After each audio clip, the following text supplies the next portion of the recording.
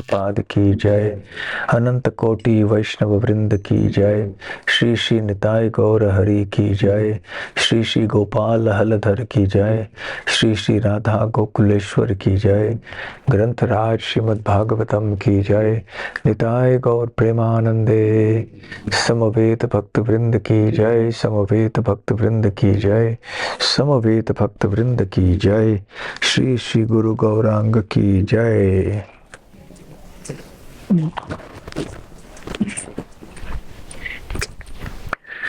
ग्रंथराज श्रीमद् भागवतम 5वां स्कंद 15वां अध्याय।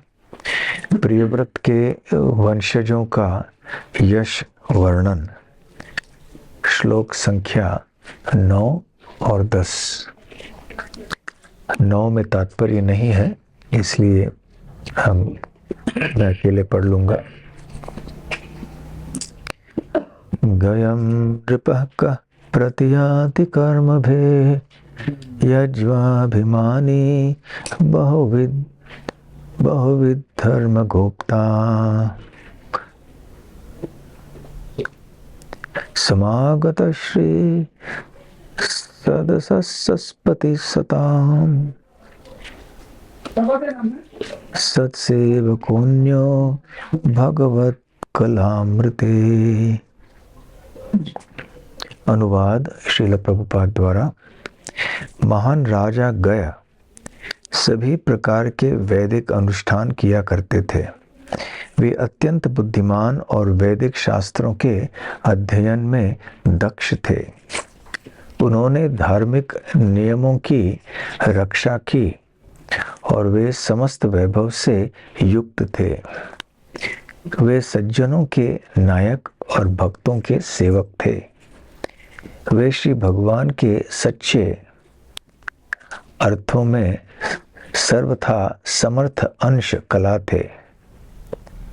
अतः महान अनुष्ठानों यज्ञ को संपन्न करने में उनकी तुलना कौन कर सकता है। श्लोक संख्या 10। यम अभ्यसिंचन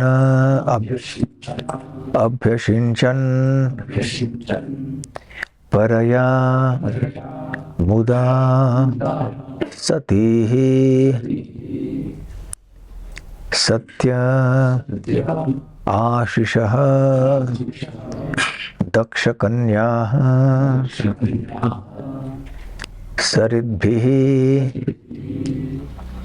प्रजानां दुदुहे धरा आशिषः निराशिषः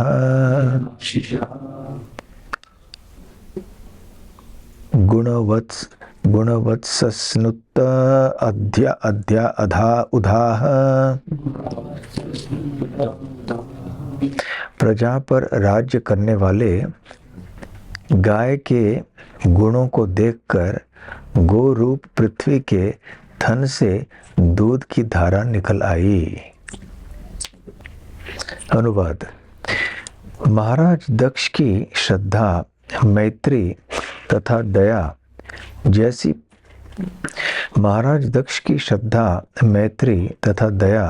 जैसी पतिव्रता तथा सत्यनिष्ठ कन्याएं पवित्र जल से महाराज गय का अभिषेक करती थीं।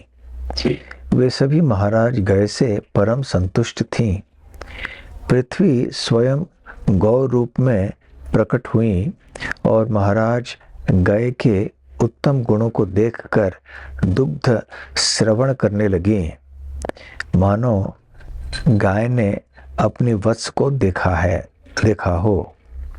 तात्पर्य यह है कि महाराज गय पृथ्वी के समस्त साधनों से लाभ उठा करके अपनी प्रजा की आकांक्षाओं को पूरा करते थे, फिर भी वे निष्प्रिय थे। तात्पर्य। महाराज गय द्वारा शासित पृथ्वी की तुलना गऊ से और जिन सद्गुणों के कारण वे प्रजा पर शासन करते थे उनकी तुलना बछड़े से की गई है। बछड़े के रहने पर गाय दूध देती है, उसी प्रकार यह पृथ्वी अर्थात गाय महाराज गय की आकांक्षाओं को पूर्ण करने वाली थी, क्योंकि वे अपनी प्रजा के लाभार्थ पृथ्वी के समस्त साधनों का उपयोग करने में समर्थ थे। ऐसा इसलिए संभव हो सका क्योंकि दक्ष की सचरित्र कन्याओं ने पवित्र जल से उनका अभिषेक किया था। जब तक कोई राजा या शासक उच्च अधिकारियों द्वारा आशीर्वाद प्राप्त नहीं करता, तब तक वह संतोषजनक रीति से प्रजा पर शासन नहीं कर सकता। शासक के सद्गुणों से ही वह प्रजा प्रसन्न होती है और योग्य बनती है। ओम ज्ञानतिमिरान्धस्य ज्ञानाञ्जनशलाकया चक्षुरुन्मीलितं येन तस्मै श्रीगुरवे नमः। श्रीचैतन्यमनोभीष्टं स्थापितं येन भूतले स्वयं रूप कदा मह्यं ददाति स्वपदान्तिकं। वन्देऽहं श्रीगुरोः श्रीयुतपदकमलं श्रीगुरून् वैष्णवांश्च श्रीरूपं साग्रजातं सहगणरघुनाथान्वितं तं सजीवं साद्वैतं सावधूतं परिजनसहितं कृष्ण चैतन्य देवं श्रीराधा कृष्ण पादां सहगणललिता श्री विशाखान्वितांश्च। नमो ओम विष्णुपादाय कृष्ण प्रेष्ठाय भूतले श्रीमते भक्ति वेदांत स्वामिन्निति नामिने। नमस्ते सारस्वते देवे गौरवाणी प्रचारिणे निर्विशेष शून्यवादी पाश्चात्य देश तारिणे। वाञ्छा कल्पतरुभ्यश्च कृपा सिन्धुभ्य एव च पतितानां पावनेभ्यो वैष्णवेभ्यो नमो नमः। जय श्री कृष्ण चैतन्य प्रभु नित्यानंद श्री अद्वैत गदाधर शिवासादि गौर भक्त वृंद। हरे कृष्णा कृष्ण कृष्णा हरे हरे, हरे राम राम राम हरे हरे। हरे कृष्णा। तो श्रीमद् भागवत में राजाओं को वर्णन इतना क्यों हो रहा है? एक के बाद एक वंशावली का वर्णन करते करते राजाओं का उल्लेख होता है और फिर उनके चरित्र, उनकी जीवनी, उनके कार्यकलापों का वर्णन होता है। तो ऐसा क्यों है? शुकदेव गोस्वामी तो रसिक भक्त हैं भगवान श्री कृष्ण के, तो उनको भौतिक इतिहास में इतनी रुचि क्यों है? क्या लाभ है इसमें? सत्य तो ये है कि ये कोई केवल भौतिक इतिहास नहीं है, क्योंकि ये भगवान के भक्तों के संबंध में है। हम लोग भी इतिहास पढ़ते हैं, रामायण पढ़ते हैं, श्री राम यहाँ गए, श्री राम के भक्त वहाँ गए, हनुमान जी यहाँ गए, तो ये भी इतिहास है। फिर भी हम पढ़ते हैं। तो जो भगवान के संबंध में हुआ हो उसे पढ़ना, भले वो इतिहास के रूप में हो, पुस्तक के रूप में हो, कविता के रूप में हो इत्यादि, वो सही है। इति ह आस, इति मतलब इस तरह, तो इस तरह ये घटना हुई। इति ह आस, इतिहास। तो इतिहास भौतिक भी हो सकता है, और जब भगवान कृष्ण का संबंध उस इतिहास से हो तो वो इतिहास भी दिव्य हो जाता है। इसलिए श्रीमद् भागवत में जो भी कुछ है वो दिव्य ही है। इसलिए जितने भी इतिहास यहाँ श्रीमद् भागवतम में पाए जाते हैं वो भी दिव्य हैं।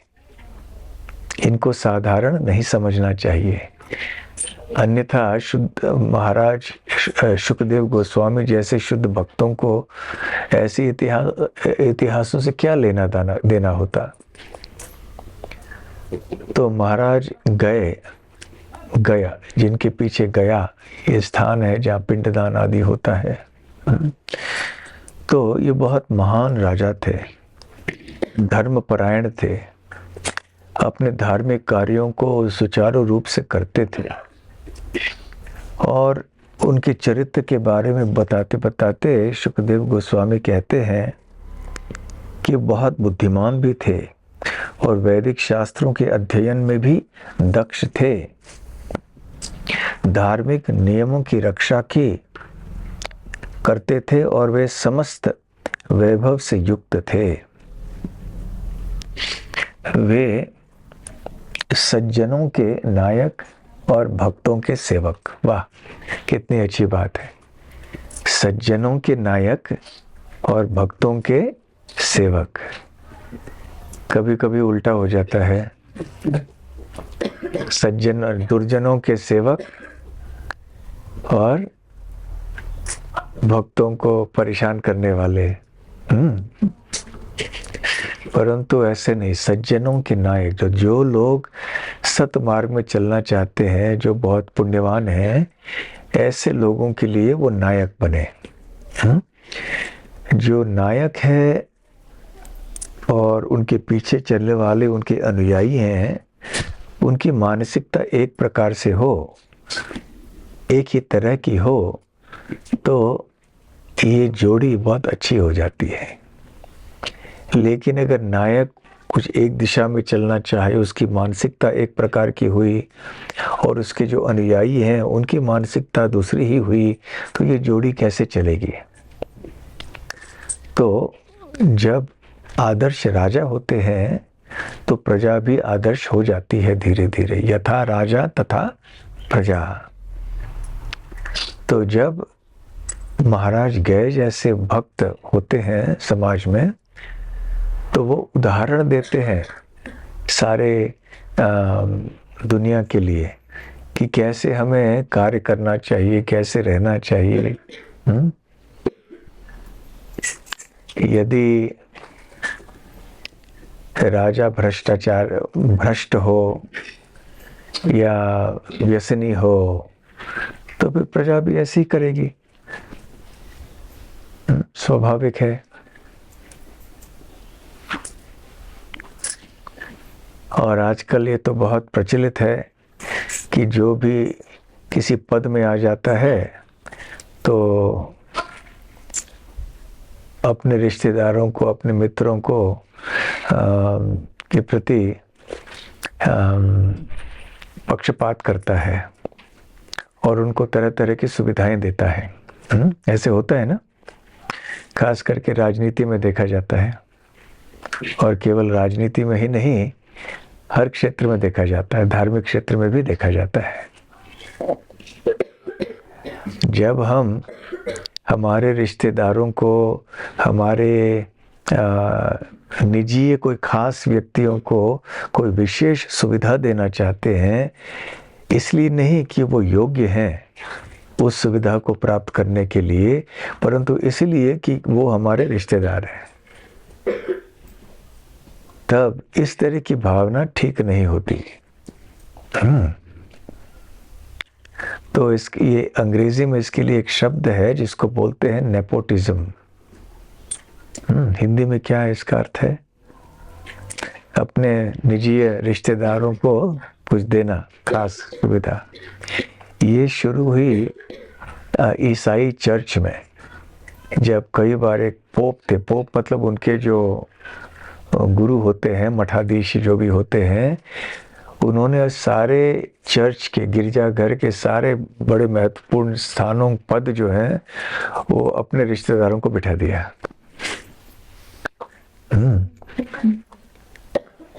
तो Neiphiu of the pope and favouritism, nepotism इसलिए आ गया है शब्द। नेपोटिज्म, एनी मतलब नेफ्यू मतलब भांजा, मतलब मठाधीश के भांजे को सब अलग अलग स्थान दे दिए, तुम ये करो, तुम वो देखो, अपने परिवार को सब जगह फैला दिया और परिवार का ही राज होने लगा उधर। परिवार के सदस्यों को भक्ति में लगाना कोई समस्या नहीं है, परंतु जब उनको इसलिए सेवा में कोई महत्वपूर्ण पद देते हो केवल इसलिए कि वो आपके रिश्तेदार हैं, आपके खास गांव के लोग हैं, ये है वो है, आपके खास मित्र हैं, तो फिर ये गलत हो जाता है। तो नेपोटिज्म, एनी मतलब नेफ्यू भांजा, पीओ मतलब पोप, जो मठाधीश उनके थे, और टिज्म मतलब फेवरेटिज्म, तो वहाँ के मठाधीश ने इस तरह से अपने खास खास व्यक्तियों को किया। ये छोटी सी घटना हमने आपको बताई होगी, कई वर्ष पूर्व की बात है। भारत के किसी एक राज्य के मुख्यमंत्री थे, तो उनके विरोध में कोई ऐसे आरोप लगाए गए भ्रष्टाचार के। कोई आश्चर्यजनक बात नहीं है, ऐसे कितने लोगों पर लगती है, क्योंकि है ही सब ऐसे, है ना। तो ये इन पे आरोप लगा कि ये जो भी सरकार के अलग अलग विशेष काम थे, जैसे सड़क बनाना, तो अपने इसको दे दिया, उसने व्यापार शुरू कर दिया, अपने रिश्तेदार को दे दिया। कहीं से कुछ खरीदना है तो उनको व्यापार बना के उससे खरीद लिया, ताकि उनके रिश्तेदारों को फायदा हो जाए सब जगह। तो एक बार एक पत्रकार ने उससे पूछा कि हमने सुना कि आप ऐसे आरोप आप पे लगा हुआ है कि केवल आप अपने रिश्तेदारों को खास सुविधा देते हैं और इसलिए उनको आगे बढ़ाने के लिए आप प्रयास करते हैं। तो मुख्यमंत्री ने उत्तर दिया, मेरे रिश्तेदारों के साथ ऐसे नहीं करूंगा तो क्या आपके रिश्तेदारों के साथ करूंगा? हाँ, देखिए ऐसी बेशर्मी। हाँ, तो यही चल रहा है आजकल। इसलिए ऐसे जब महाराज गया जैसे हम राज ऋषियों के बारे में हम सुनते हैं, तो हमें पता चलता है कि नेता को कैसे होना चाहिए। भ्रष्ट नहीं होना चाहिए, नेता को निस्वार्थ होना चाहिए। ऐसा नहीं कि केवल मेरे भौतिक प्रगति के लिए, मेरे स्वार्थ के लिए मैं ये पद को स्वीकार करूं और फिर खूब भोग करूं, शोषण करूं उनका जो कि मुझ पर निर्भर है। तो ये ठीक नहीं है।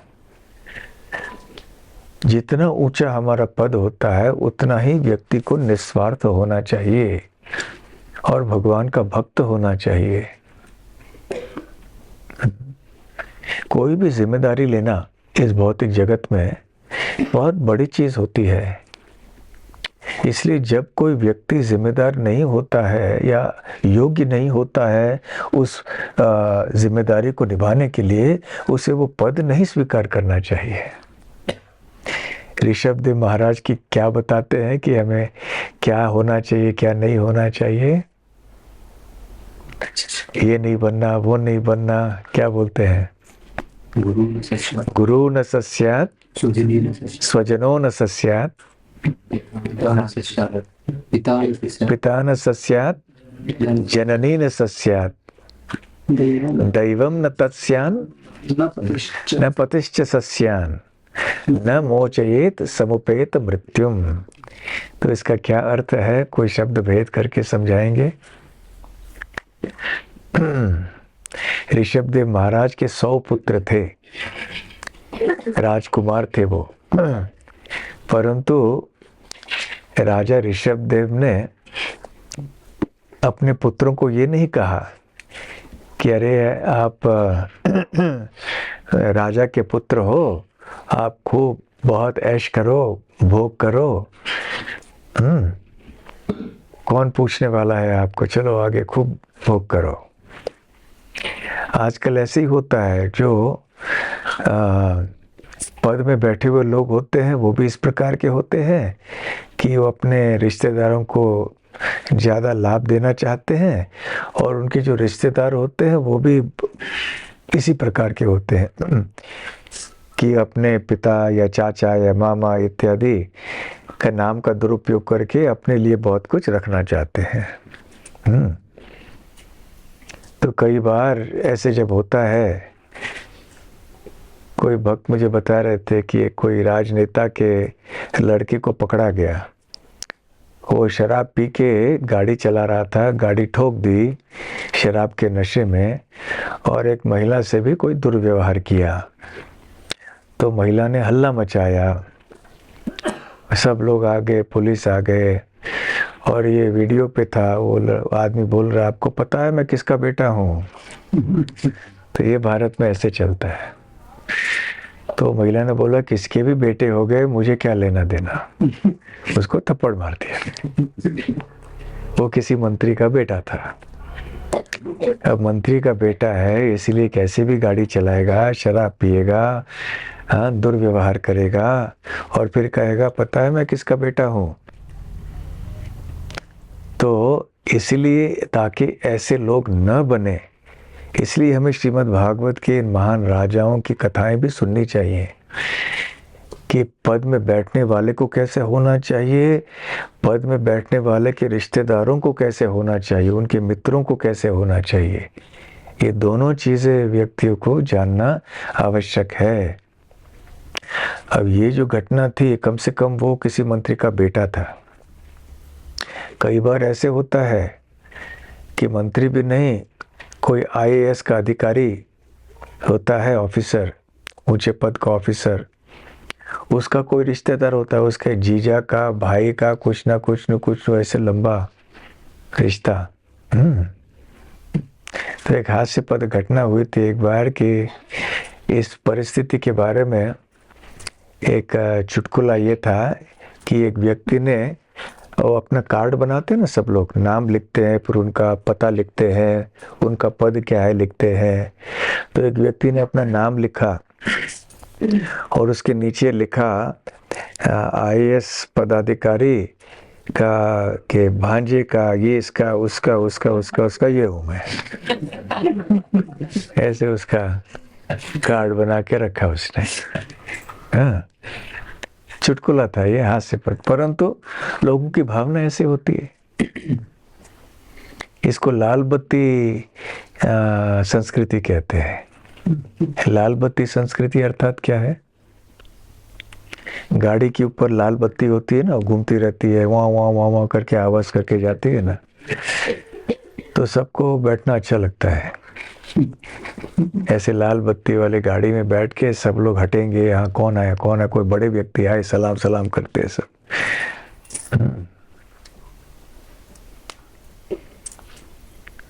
तो ये सब प्रथा है हमारे शास्त्रों में कि कैसे हमें नहीं बनना चाहिए, कैसे बनना चाहिए, दोनों चीज़ों का उदाहरण है। तो महाराज गए, देखिए वो कितने आदर्श एक राजा थे। और राजा का अर्थ ये नहीं है कि केवल वो राज्य करेगा भौतिक दृष्टि से और भोग करेगा, नहीं, उसको भी धर्मपरायण होना आवश्यक था। चाणक्य अर्थशास्त्र में चाणक्य जी बताते हैं कि राजा को कितने घंटे आध्यात्मिक ग्रंथों का श्रवण करना, उनको पढ़ना, इसमें लगा जाता था। जो राजा होते थे उनको बहुत कम सोने का अवसर मिलता था, सोने के लिए बहुत कम समय, 4-5 घंटे 6 घंटे ज्यादा से ज्यादा। और इतना ही नहीं, फिर उनको कई दिन में 5-6 घंटे साधुओं के संग में कुछ शास्त्रों से सुनना, फिर शास्त्रों से कुछ अध्ययन करना, कुछ अपना साधना वगैरह कुछ करना, और फिर दिन भर फिर अपने राज दरबार में बैठ के जो भी राजा के कार्य होते हैं वो करना। परंतु आजकल नेता किस प्रकार के होते हैं, जो कोई धार्मिक कार्य करते ही नहीं है, न उनको कोई धार्मिक ज्ञान है, इसलिए तरह तरह की चीजें बोलते हैं। हम ये देखते हैं कि दक्षिण भारत में भी अभी थोड़ी देर पहले दशहरा का महोत्सव के लिए एक जो आने वाला है दशहरा, तो उसके लिए उन्होंने एक ऐसे व्यक्ति को निमंत्रण दिया जो कि श्रद्धालु नहीं है, किसी दूसरे धर्म के, जो मानते नहीं है इस धर्म को, और सरकार का कहना था कि ये सारे जो दशहरा है और दीपावली है, ओणम है, केरला में है, ये सब सामाजिक सांस्कृतिक उत्सव है, धार्मिक उत्सव नहीं है।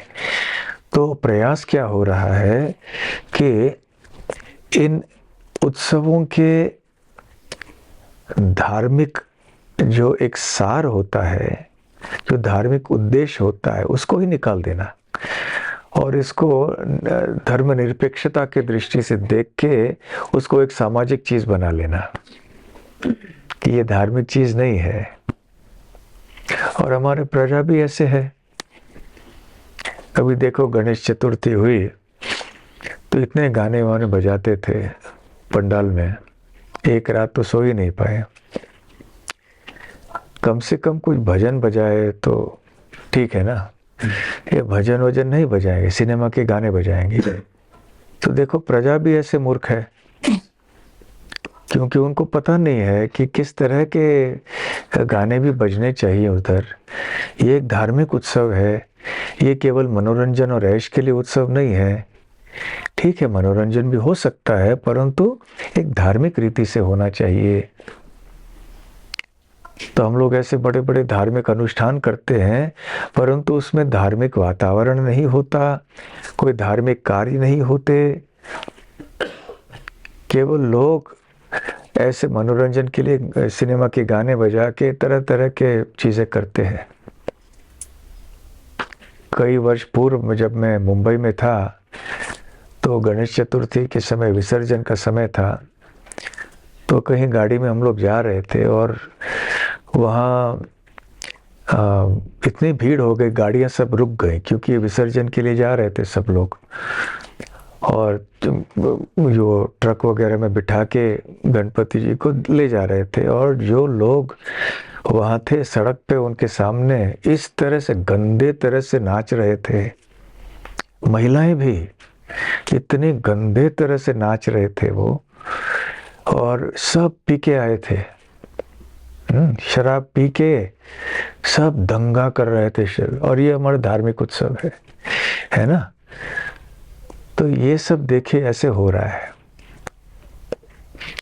तो ऐसे हो तो फिर कैसे चलेगा आगे, धार्मिक परिस्थिति क्या होगी और लोगों के मन में क्या विचार रहेगा कि आप किस तरह का धर्म का पालन करते हो। और लोगों को लगता है, ये जो लोग जो जिसमें भाग लेते हैं ऐसे, उनको लगता है यही है उत्सव, मतलब धार्मिक उत्सव मतलब यही होता है। सिनेमा के गाने बजाओ, जोर जोर से वो ढोलक बजाओ, बहुत उसका लाउड स्पीकर इतना जोर से बजाओ कि कान के पर्दे फट जाए, और फिर शराब पी के आओ, दंगा करो खूब। अंधा यथांधेर पिगीयमाना तेपीश तंत्र्याम उरुदामनि बद्धा। एक अंधा जब दूसरे अंधे को आगे ले जाता है तो सामने वाला जो अंधा है उसको भी दिखाई नहीं पड़ता कि सामने क्या है। तो यदि खड्डा है बीच में, वो खड्डे में गिर जाता है, और क्योंकि उसने पीछे वाले अंधे का हाथ पकड़ा हुआ है, वो पीछे वाला अंधा भी खड्डे में गिर जाता है, दोनों खड्डे में गिर जाते हैं। तो इसलिए जो आजकल नेता हैं, नेतृत्व का पद जिन्होंने संभाला हुआ है, उनको यदि उनके पास धार्मिक ज्ञान नहीं है, धर्मपरायण नहीं है, वो कोई धार्मिक साधना कार्य आदि नहीं करते हैं, तो इनको नेता नहीं होना चाहिए। आध्यात्मिक दृष्टि से वो अंधे हैं, और इसलिए जो उनके पीछे पीछे चलते हैं वो भी अंधे होने के कारण दोनों नेता और अनुयायी दोनों खड्डे में गिर जाते हैं, अर्थात नारकीय अवस्था की ओर चले जाते हैं।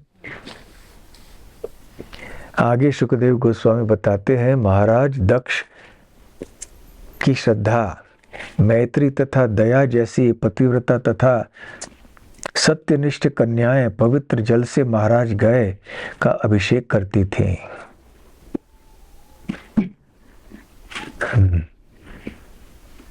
वे सभी महाराज गए से परम संतुष्ट थे। जो धर्मपरायण व्यक्ति होते हैं जो सही तरह से निष्पक्ष रूप से प्रजा का देखभाल करे भगवान के बतलाए हुए नियमों के अनुसार, वो सबका प्रिय हो जाता है। लोकप्रियता यदि भगवत विहीन भावना से हो तो कोई उसका मतलब नहीं है। श्रीमद् भागवत में इसके बारे में क्या कहा गया है कि जो लोग प्रशंसा करते हैं ऐसे लोगों के बारे में जो कि खरगो, कौन सा श्लोक है? श्वेत वराहोष्ट्र उष्टखरै संस्तुतः पुरुषः पशु न यत् कर्णपतोपेतो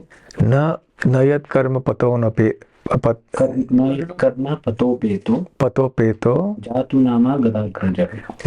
नाम गदाग्रज। तो इसका शब्द भेद करके अर्थ समझाइए।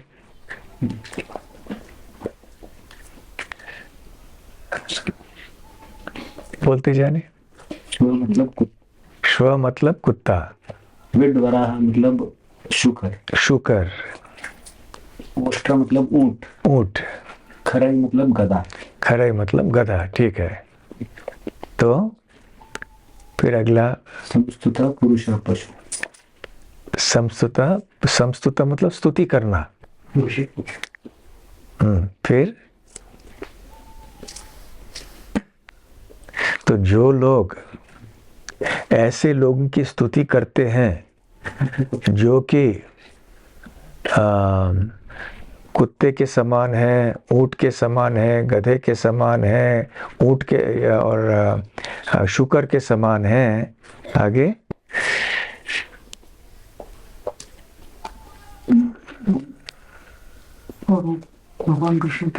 अनुवाद पढ़ो, पूरा अनुवाद पढ़ो। मनुष्य जो कुत्ता, शुकर, ऊंट और गधे जैसे है, उन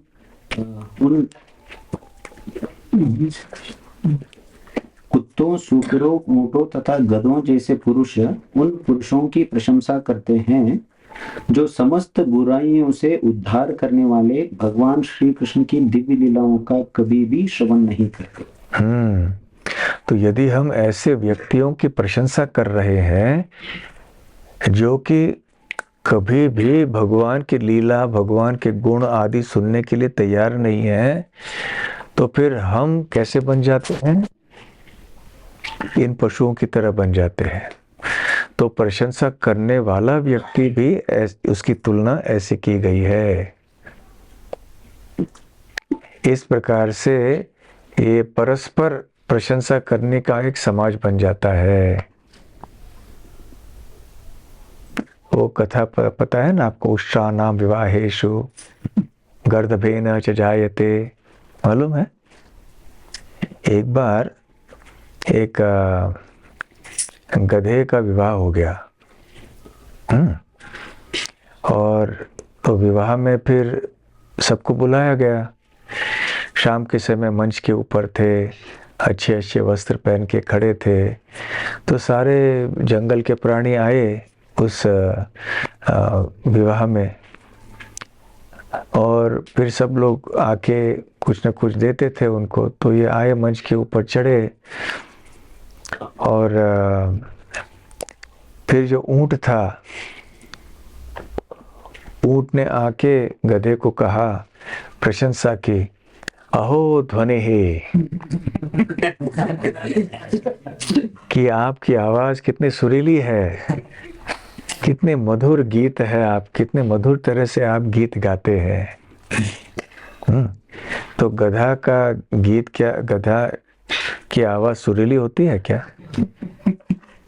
हाँ, कोई गधे का आवाज निकाल सकते हैं? कैसे होता है गधे का?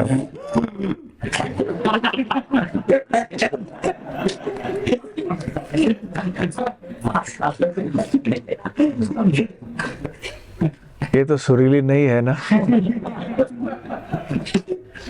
तो ऊंट गधे की प्रशंसा कर रहा है, अहो ध्वनि ही। तो गधा जिसकी आवाज बिल्कुल मीठी नहीं है, मधुर नहीं है, उसको ऊंट आके क्या बोल रहा है, कितनी मधुर ध्वनि, आपकी आवाज कितनी मधुर है। और गधा ऊंट को देख के बोल रहा है, अहो रूपम। ऊंट क्या अपने सौंदर्य के लिए प्रसिद्ध है? ऊंट का रूप कैसे होता है? ऊंट कुरूप होता है, दिखने में अच्छा नहीं लगता, कैसे भी मुंह है, कुछ भी है ना। तो ये एक प्रकार के एक दूसरे की प्रशंसा करने में लगे हुए हैं। इस प्रशंसा का कोई आधार नहीं है, कोई सत्य नहीं है। उसी प्रकार से इस संसार में ऐसे कई लोग हैं जो कि श्रीमद् भागवतम के अनुसार कुत्तों के समान है, शूकर के समान है, ऊंट के समान है, गधे के समान है। क्यों? क्योंकि वो ऐसे लोगों की प्रशंसा करने में लगे हुए हैं जो उन्हीं की तरह है, जो कि भगवान में बिल्कुल श्रद्धा नहीं रखते, भगवान का कोई नाम नहीं लेते। तो दोनों एक दूसरे की सेवा करते रहते हैं। ये लोग उनकी प्रशंसा करते हैं, वो लोग भी इनकी प्रशंसा करके आगे अपना काम बढ़ाते हैं। राजनीति में रहने वाले लोग आके जनता जनार्दन बोल के आते हैं, हम आपकी सेवा करेंगे। हाँ, फिर एक बार चुनाव हो गया, फिर सब समाप्त। कौन किसका सेवक है, फिर ये और प्रश्न निर्माण होता है। परंतु महाराज गए के साथ सभी लोग संतुष्ट थे, क्योंकि महाराज गए वास्तव में योग्य व्यक्ति थे, सद्गुणों से संपन्न थे, धर्मपरायण राजा थे, एक राज ऋषि थे।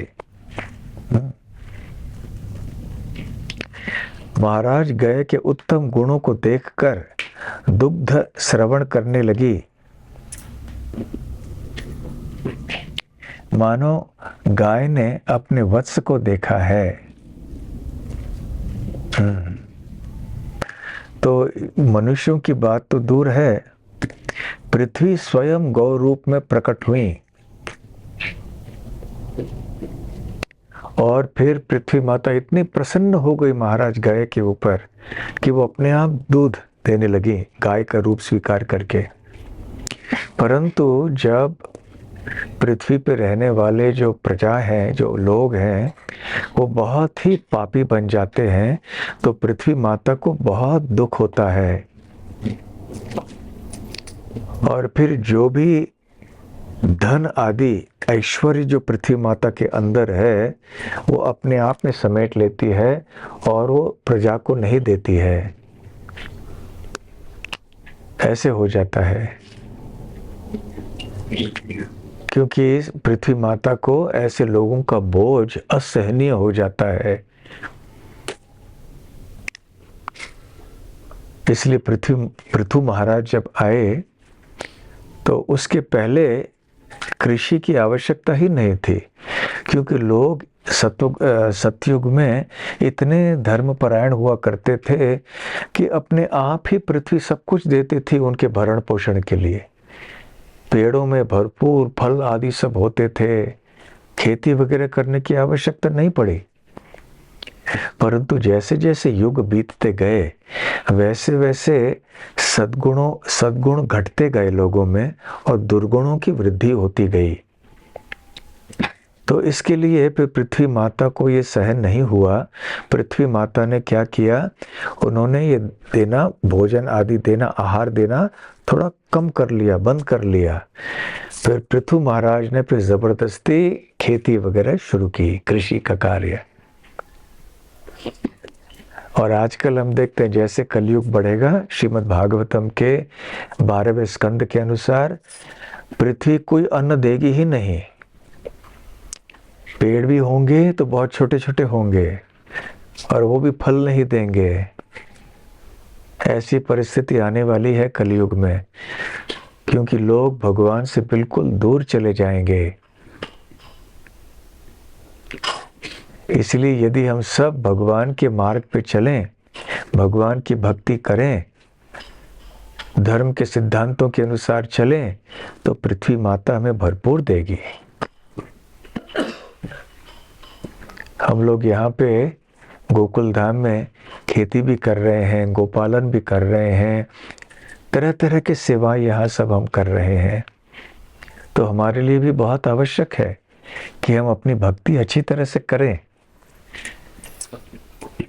ताकि जो भी हमारी सेवाएं हैं वो सुचारू रूप से संपन्न हो जाएं।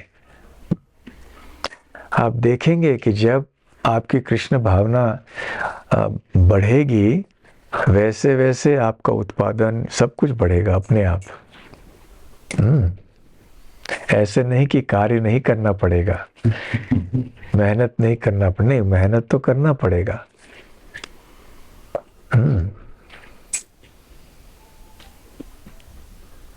और ये सब भगवान का देन है, भगवान का देन समझकर हमें उनका उपहार समझ के स्वीकार करना चाहिए। कई ऐसे वैज्ञानिक हैं जिन्होंने दिखाया है कि जब उनके खेत में फसल होता है, वो रोज जाके फसल के बीच में बैठ के उनके साथ गीत गाते हैं, उनसे मधुर ढंग से बात करते हैं, और ये फसल हरी भरी हो जाती है, वो खिल उठती है। एक वैज्ञानिक ने ऐसे प्रयोग किया, और दूसरी जगह उसने खेत में अपने सब्जी अनाज इत्यादि डाले और जाके रोज उनको गालियां देता रहा। फिर वो मुरझा सा गए सब। लेकिन जब उनके साथ में जाके उनको अच्छी तरह से बात किया और मधुर संगीत आदि किया, खिलने लगे। इमे जना पद स्पृद्धा सुपक्वौषधि विरुधः वनाद्रि नद्युदन्वन्तो हे धन्ते तव वीक्षितैहि। कुंती महारानी कहती हैं, तो इसका शब्द भेद करके अर्थ समझाओ। कुंती महारानी भगवान श्री कृष्ण से प्रार्थना करती हैं, तव वीक्षितैहि, मतलब आपके दृष्टिपात से, आपकी दृष्टि से ही ईधन सब कुछ खिल जाता है। ये जितने भी पर्वत हैं, ये वन हैं, समुद्र है, नदियां हैं, ये जनपद है, गांव है, शहर है, ये सब खिल चुके हैं। क्यों? आपकी दृष्टि के कारण, आपकी कृपा दृष्टि इन पर पड़ी है, इसलिए ये सब खिल गए हैं। ये ही एधन्ते तव वीक्षित। एधन्ते मतलब इनकी वृद्धि हो रही है, वो सब खिल रहे हैं। तो इसी प्रकार से हमारे गोकुल धाम में भी यदि हम भगवत भावना से कार्य करेंगे, बहुत प्रेम से, खेती में भी प्रेम से करेंगे, गोपालन भी प्रेम से करेंगे, अर्चा विग्रह की सेवा भी प्रेम से करेंगे, रसोई भी प्रेम से करेंगे, इसको भगवान की सेवा जान के, हम तो भक्ति मार्ग में है ना, तो भक्ति से ही तो सब कुछ करना चाहिए। यदि हमारी सेवा, हमारी साधना को हमने बोझ समझ के किया, तो फिर उसका लाभ उतना नहीं होगा। परंतु जब भक्ति भाव से, प्रेम से हम हमारी सेवाओं को, हमारे कार्यों को करेंगे, तो इसका परिणाम कुछ और ही होगा। आप देखिए, खेती करते समय आप ऐसे प्रेम से कीजिए, गाय बैल की सेवा करते करते आप प्रेम से कीजिए, रसोई भी करते समय आप हृदय से कीजिए, अर्चा विग्रह की सेवा हो, मंदिर के मार्जन की सेवा हो, जो भी हो, फिर आप देखेंगे सब कुछ खिल उठेगा। ए धन्ते तव वीक्षितैहि।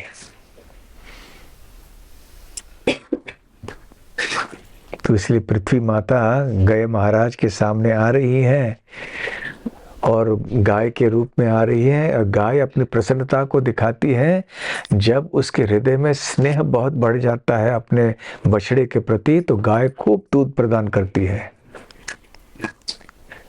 तो इसलिए यहाँ पर महाराज गाय के ऊपर बड़ा स्नेह उत्पन्न हुआ पृथ्वी माता के हृदय में।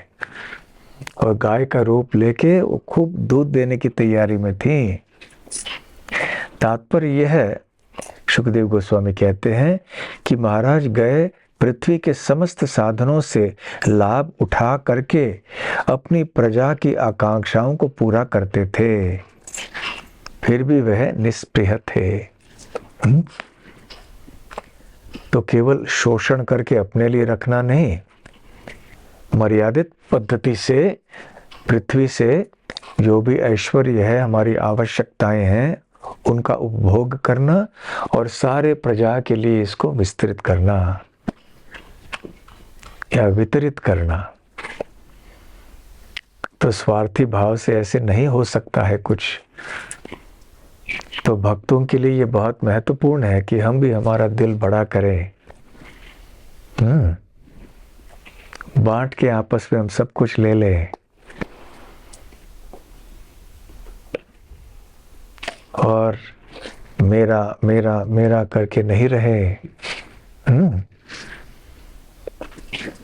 लघु चेतसाम कौन सा श्लोक है, जानते हैं? अहम व्यक्ति परम व्यक्ति धनालव चेतसा। हाँ, अहम व्यक्ति परम व्यक्ति धनालव चेतसा। थोड़ा जोर से बोलो। अयम व्यक्ति, अहम व्यक्ति परम व्यक्ति धनालव चेतसा।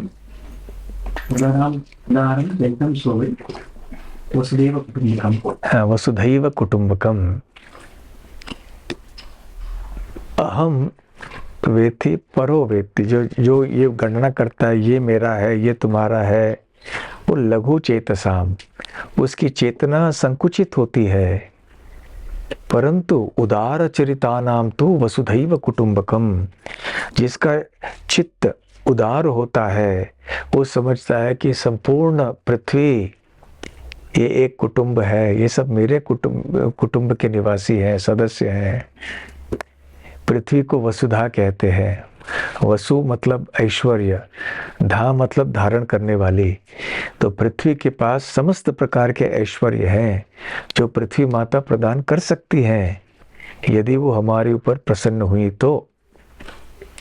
जिस प्रकार से पृथ्वी माता महाराज गए के ऊपर प्रसन्न हुई और भरपूर अपना ऐश्वर्य उन्होंने प्रदान किया, ठीक उसी प्रकार से हम भी यदि भगवान श्री कृष्ण की भक्ति में तीव्रता से आगे बढ़ते रहे तो पृथ्वी माता हमारे ऊपर भी प्रसन्न होकर हमें सब कुछ प्रदान करेगी, जो भी हमारे आवश्यकता के लिए चाहिए। हरे कृष्ण कृष्ण कृष्ण हरे हरे, हरे राम राम राम हरे हरे। और आज हमारे रामचरण का पहला जन्मदिन है ना। रामचरण कितना भाग्यशाली है कि इतने सारे भक्त आए उसके जन्मदिन पर। और सबने आशीर्वाद दिया रामचरण को, सबने प्रार्थना की कि अच्छे भक्त बनो, शुद्ध भक्त बन जाओ। तो रामचरण अभी प्रसाद लेके विश्राम कर रहा है।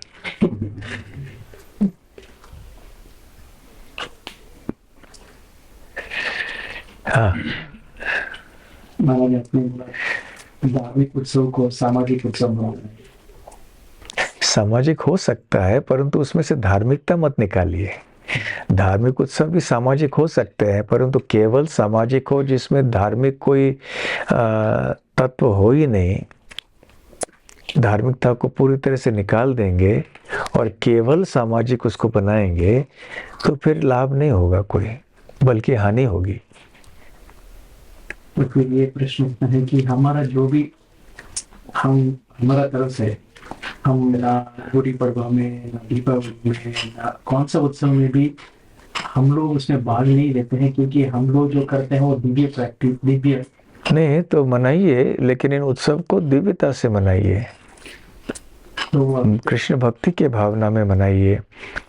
जैसे दीपावली में भगवान राम का स्वागत कीजिए, दीपावली में दामोदर लीला का स्मरण कीजिए, इस दिन में हुआ था, है ना। होली के दिन भगवान कृष्ण और गोपियों के होली लीला का स्मरण कीजिए, प्रहलाद महाराज का स्मरण कीजिए। करते हुए व्यवहार में क्या लाना है हमारा? सबसे पहली बात, कम से कम ये जो समाज में लोग करते हैं कि सिनेमा के गाने बजाओ, आवाज़ करो और शराब आदि पी के दंगा करो, ये सब तो कम से कम नहीं करना चाहिए, कम से कम। उसके बाद कोई भले भगवान का भक्त न हो, परंतु कम से कम देवी देवताओं के लिए तो कोई गाने बजाओ, परंतु वो सिनेमा आदि के गाने मत बजाओ। परंतु उससे भी श्रेष्ठ ये है कि हम भगवान की भक्ति के दृष्टिकोण से इन सब चीजों को देखें। ठीक है? हाँ,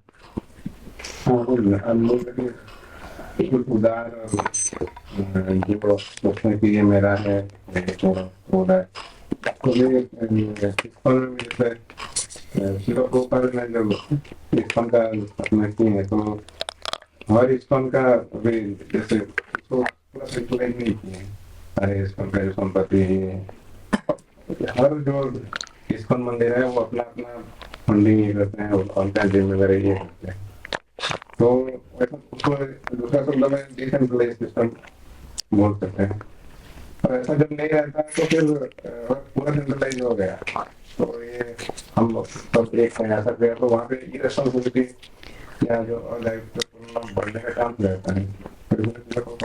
नहीं, वसुधैव कुटुंबकम का अर्थ ये नहीं है कि हम एक परिवार है समझ के दूसरों के ऊपर रहेंगे। जो दूसरे हैं ना, एक ही कुटुंब, वो सब करेंगे ना, हम तो आराम से बैठेंगे। तो श्रील प्रभुपाद जी ने ऐसे क्यों किया? ताकि हर एक मंदिर में भक्त सतर्क रहें, जिम्मेदार रहें कि इस मंदिर को संभालने की जिम्मेदारी हमारी है। यदि हम सोचेंगे सारे हमारे संस्था के मंदिर एक ही हैं, फिर भी उन्होंने व्यवस्थापन अलग किया है। क्यों? ताकि जिम्मेदारी सब अलग अलग लें। नहीं तो एक मंदिर में लोग बैठे रहेंगे, हमको आराम से पैसे आ रहे हैं ना, कोई ना कोई दे रहे हैं हमें, तो हम आराम से रहेंगे, हम कोई परिश्रम नहीं करेंगे। ऐसे ना हो, इसलिए साथ साथ में ईशोपनिषद का मंत्र कौन सा है?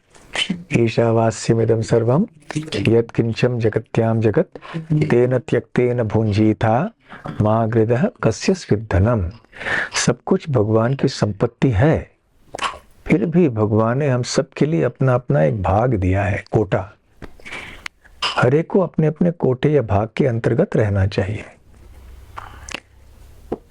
तो ऐसा नहीं कि वसुधैव कुटुंबकम इसलिए हम जाके दूसरे की चीज को छीन लें। ताकि ऐसा न हो इसलिए भगवान कहते हैं, हाँ सब कुछ है, ये जान लो मेरा, सब एक है, ये हम एक परिवार के हैं। फिर भी परिवार में भी थोड़ा विभाजन होता है। जैसे एक छोटे से परिवार में भी ऐसे चीज़ें होती हैं जो एक बच्चे की होती हैं, दूसरे के नहीं होती हैं, दूसरे के पास होते हैं, उस पहले के नहीं होते हैं। परंतु कभी कभी बीच में भाई बहन बच्चे जो होते हैं, खिलौना एक दूसरे के इस्तेमाल कर सकते हैं। उससे मैं ये नहीं बोलना ये मेरा, केवल मेरा है, हाँ उसका है, लेकिन कभी कभी उसके लिए भी प्रयोग किया जा सकता है। ठीक उसी प्रकार से सबका अपना अपना है। नहीं, ऐसा नहीं होता तो फिर समस्या हो जाती है। हाँ, फिर भी थोड़ा दिल हृदय उदार करके हम देखना चाहिए कैसे हम सबकी सेवा कर सकें भगवत भावना में। ठीक है? हाँ, आज हमारे बीच उत्तम श्लोक प्रभु आए बहुत दिनों के बाद, और रामचरण ने बुलाया उनको, इसलिए आ गए। जैसे आपने बताया कि जो अभी राजनेता है, कि आपने जो भांडे हो या अपने पुत्र हो, उनका भविष्य उनका दायित्व उत्तराधिकारी बनाते हैं, योगी नहीं होता हो, इसलिए मालूम तक बताइए अच्छा नहीं बन जाते कि अपने पुत्रों को राज्य बना देते, राज्य में भी भारत क्यों नहीं जो बन जाती है। योग्य नहीं होते। मतलब जब पिला रहे उनको राजा बने तो योग्य नहीं, दूसरा राजा बने। क्योंकि ये राजतंत्र की प्रथा है कि राजा के बाद उनके कोई वंशज, उनके कोई पुत्र आदि वो राजा बनेंगे, परंतु वो राजा केवल इसलिए नहीं कि उनके पुत्र थे, परंतु उतनी योग्यता भी होनी चाहिए थी। इसलिए महाराज कई ऐसे महाराज थे जिन्होंने अपने अयोग्य पुत्रों को बाहर कर दिया, बहिष्कृत कर दिया। तो संपत्ति जो इसकी है अपने पिता को, अपने पुत्र को देना, पुत्री को देना, ये ठीक है अपने जगह में, परंतु जहाँ प्रजा का या अन्यों का नुकसान होता है तो वहाँ नहीं करना चाहिए। आजकल वैसे भी राजतंत्र तो है नहीं। हाँ, और यहाँ तात्पर्य में बता रहे हैं कि जब तक राजा या नेता उनके वरिष्ठों के द्वारा आशीर्वाद प्राप्त नहीं करते तो वो शासन नहीं कर पाते तृप्ति से। तो हमें कैसा पता चलेगा कि वो राजा या नेता को वरिष्ठों के आशीर्वाद मिलते? उसके कार्यों से, लक्षणों से। जो व्यक्ति अहंकारी है, सोचता है कि मुझे और किसी की जरूरत नहीं है, मैं अपने बुद्धि, अपने बल पे ही सब कुछ चलाऊंगा, तो वो अधिक समय तक नहीं चल पाएगा और नहीं वो सुखी रहेगा। परंतु जो विनम्र है और समझता है कि मैं योग्य व्यक्तियों के आशीर्वाद के ऊपर निर्भर हूँ और उनसे आशीर्वाद लेता है और विद्वान और वरिष्ठ लोगों के मार्गदर्शन के अनुसार वो राज्य को संभालता है, तो ऐसे राज्य सुरक्षित रहेगा। परंतु जिस राज्य में राजा किसी को सुनता नहीं है, अपने मनमानी करता है, तो उस राज्य का नुकसान होगा, वो नष्ट हो जाएगा। महाराज दशरथ को भी देखिए, या हर ऐसे राज ऋषि वैदिक काल के हुआ करते थे, तो उसमें उनके बहुत सारे मंत्री होते थे, उनके सहायक होते थे, सलाहकार होते थे, फिर साधु जन आते थे, उनसे राजा सलाह लेते थे। कभी कभी ऐसे एक बैठक होती थी जिसमें मंत्रियों को, अपने सलाहकारों को बुलाते थे कि ऐसे ऐसे समस्या हमारे राज्य के सामने है, आपको क्या लगता है कि हमें क्या करना चाहिए। ये सारे विद्वान लोग फिर अपने अपने मत देते थे, फिर राजा उसके अनुसार कोई कदम उठाते थे। महाराज दशरथ ने भी श्री राम को राजकुमार घोषित करने के पहले सबसे विचार विमर्श किया, सबकी अनुमति ली, सबका मत लिया कि आपको क्या लगता है, ये मेरा विचार है, श्री राम को राजकुमार घोषित करना, ये क्या उचित रहेगा क्या? सब ने कहा हाँ में हाँ मिलाया, बिल्कुल उचित है, श्रेष्ठ निर्णय है आपका। तो इस प्रकार से वो राजा लोग रहा करते थे। परंतु यदि कोई राजा ऐसे परवाह नहीं करे अन्यों की, ना शास्त्रों की परवाह करे, ना भक्तों की परवाह करे, तो फिर विद्वानों की परवाह ना करे, तो फिर वो आगे नहीं बढ़ पाएगा, ना वो राज्य नष्ट हो जाएगा। सलाहकार यदि दुष्ट हो तो भी समस्या है, जैसे दुर्योधन के थे। दुर्योधन के सबसे महत्वपूर्ण सलाहकार कौन थे? शकुनी। शकुनी की सलाह सुन के देखो क्या हो गया। हाँ, ठीक है। हाँ,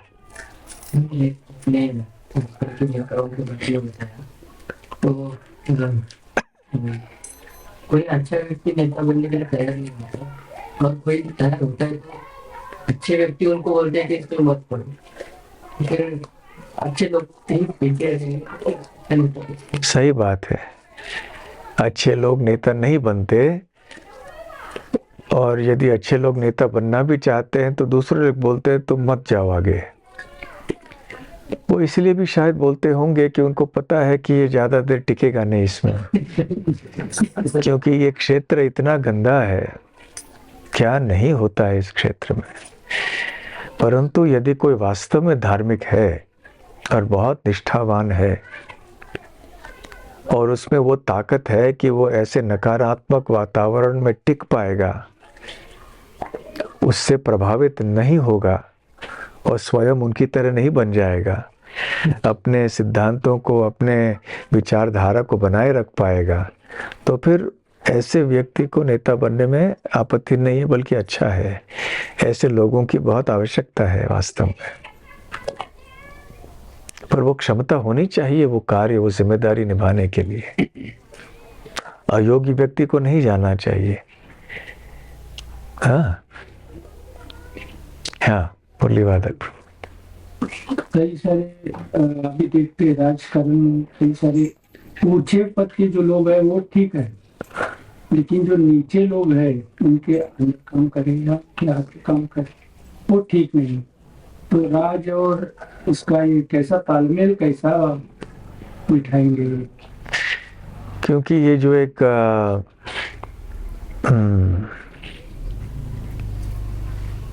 सब कुछ जब सड़ गया है ना समाज में, तो उसको ठीक करना थोड़ा समय लगता है, इतना आसान नहीं है। और ये भी कलयुग में इतना सड़ गया है समाज, भ्रष्टाचार जैसे है, कहाँ तक पहुँच गया है। हर एक दफ्तर में जाओ, वो आपको पैसे मांगे बिना, दिए बिना कोई काम ही नहीं होगा, है ना। तो क्योंकि ये संस्कृति इतने वर्षों से बनी हुई है, और यदि कोई अच्छा आदमी गया भी, उसने घूस नहीं लिया, कोई अधिकारी बना, दूसरे लोग उसको कष्ट में डालेंगे, उसके खिलाफ कोई षड्यंत्र करके उसको कई तकलीफ में डालेंगे। ऐसे सब चलता है। फिर भी अच्छे लोगों को ऐसे स्थानों में रहना आवश्यक है। भगवान के भक्तों को रहना चाहिए, परंतु जो योग्य है, वो जिनकी वो क्षमता है, वो ताकत है, वो बुद्धि है, योग्यता है, उन लोगों को जाने में कोई आपत्ति नहीं। ठीक है, बहुत बहुत धन्यवाद। श्रील प्रभुपाद की जय। गौर प्रेमानंदे। हरि हरि बोल। हरे कृष्णा।